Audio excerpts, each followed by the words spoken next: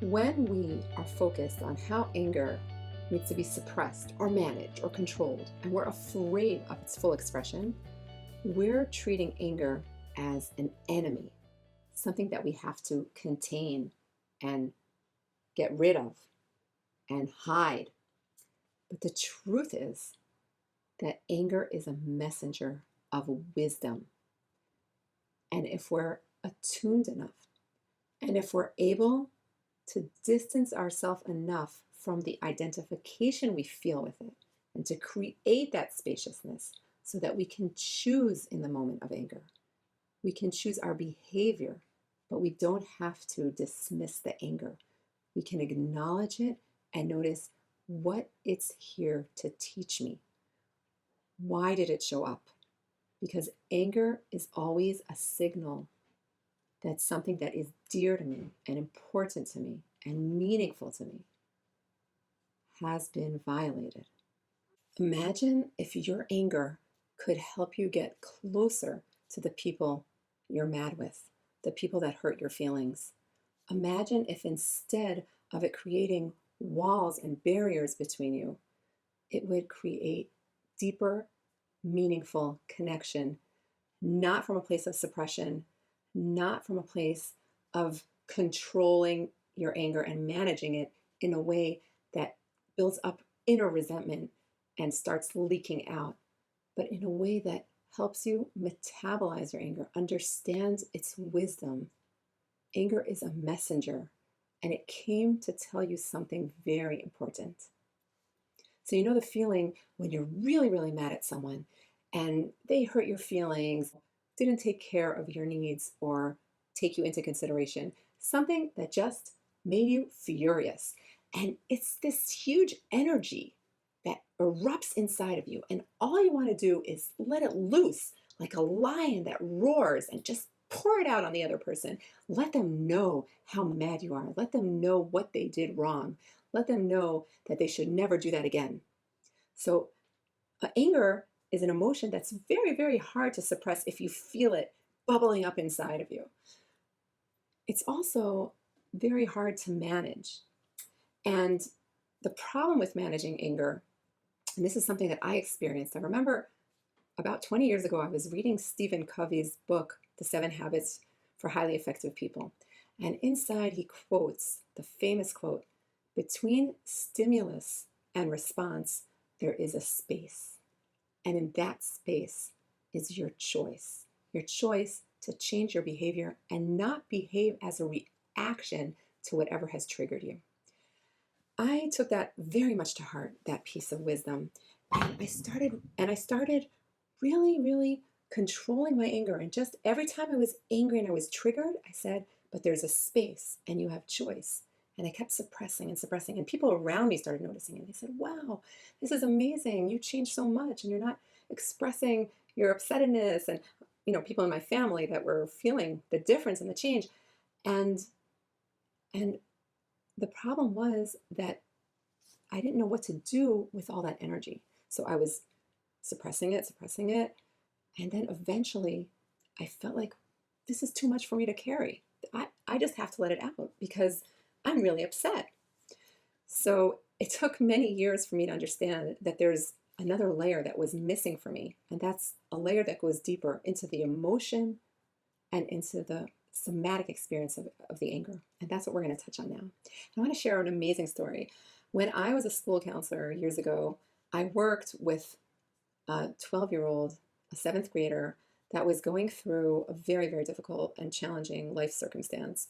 Her mother was terminally ill, and I wanted to support her, so we would meet every so often in my office. And eventually, her mother did pass away, and her father remarried within about a year.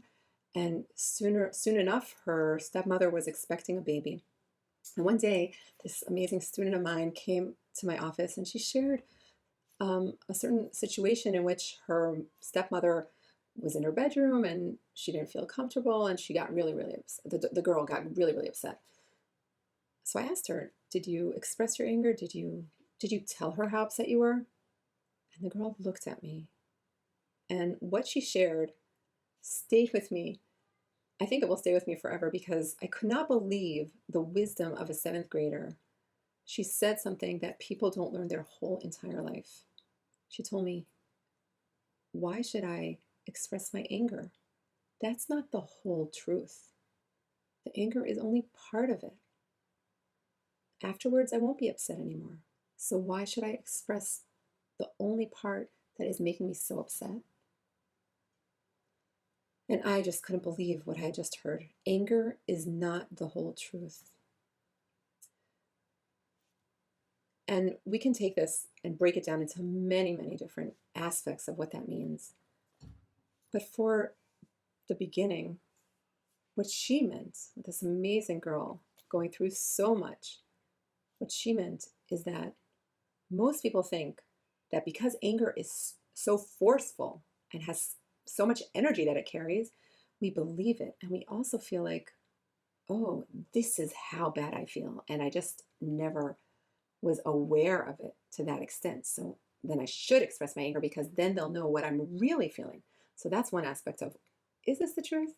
Or is the truth much more complex? And is the wise seventh grader giving us guidance here that, yes, this is expressing one part of the truth and the extent of how bad you're feeling, but does it express how upset you are with the other person or how you feel in general towards the other person? Or is it just one situational expression that could really distort the other person's perception of how we feel towards them? If we have someone that we love or that we care about and that we have an important or a meaningful relationship with them, do we want to always let them know how mad we are, even though sometimes we love them, sometimes we care about them, sometimes we even understand their perspective? So that's the intellectual layer. But then, okay, so what do we do with this emotion that's building up inside of us? So this is a very important next step. Once we're able to separate ourselves from the anger, not identify as this is all I feel, this is who I am, this is all that matters to me right now. Wait a minute, there's more space in my heart. And we can breathe with that and open up our heart space. There's more space in our heart that can hold the anger as well as our love, as well as our care, as well as our understanding of the other person, that maybe they didn't even mean to hurt us. Maybe they forgot. Maybe there's another interpretation for what happened. Maybe they need a reminder, whatever it could be. But can we open up space in our heart to hold that there could be more aspects? And don't worry, we're not going to forget the anger. We're going to deal with that too.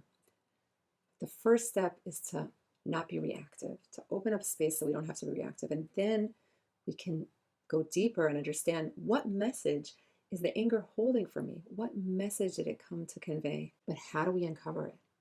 It's very difficult. So let me show you. The initial expression of our anger is going to be focused outward on the other person. It's going to be blame.